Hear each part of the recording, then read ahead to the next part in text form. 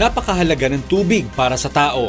Ginagamit natin ang tubig upang mapawi ang uhaw, makapagluto, pakainin ng mga hayop, mapanatiling malinis ang ating katawan at iba pa. Sa katunayan, 70% ng planeta ay binubuo ng tubig. Noong 1995, sinabi ni World Bank Vice President Ismael Serageldin na ang mangyayaring digmaan ngayong 21st century ay dahil sa tubig. Sa taong 2050, tinatayang tataas ang pangangailangan sa tubig ng mahigit 50%. Totoo na ang mundo ay binubuo ng 70% ng tubig, pero ito ay tubig alat at hindi makukonsumo ng tao. Maari tayong kumuha ng tubig sa ilog at sapa, subalit mayroong mga lugar ngayon sa mundo na bihira na ang mga pag-ulan. Marami na rin ang namatay na tao at hayop sa ibang bansa dahil sa matinding tagtuyot. Kaya ano ang maaring mangyari kapag naubusan na tayo ng tubig? Napakalaki ng epekto ng pagdami ng populasyon, global warming at polusyon sa supply ng malinis na tubig. Kung inaakala natin na hindi tayo mauubusan ng malinis na tubig, nagkakamali tayo dahil nagsisimula na itong maubos ngayon.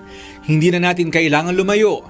Ang nangyari sa Manila Water ay isang halimbawa ng unti-unting pagkaubos ng tubig. Dahil sa lumalaking populasyon sa East Zone ng Metro Manila, hindi na sapat ang supply ng tubig para sa lahat. Kapag naubos ang tubig, maaari itong mauwi sa malalaking sakuna gaya ng mga giyera at terorismo. Ayon sa US Intelligence Report noong 2012, may posibilidad na gamitin ang tubig bilang isang sandata sa giyera. Kung maubos ang tubig, wala ring magagamit ang mga magsasaka sa kanilang mga pananim at maaari itong magresulta sa pagtaas ng presyo ng mga bilihin, lalo na ang pagkain. Sa ngayon, kapos ang tubig sa mga lugar na sineserbisyohan ng Manila Water at kung hindi kikilos ang pamahalaan, hindi magtatagal ay mauubos ang tubig sa Metro Manila.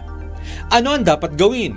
Ang una, mag-recycle. Ang bansang Singapore, walang masyadong likas na yaman gaya ng ilog pero hindi problema ang tubig dahil nare-recycle nila ito gamit ang mga water treatment facility.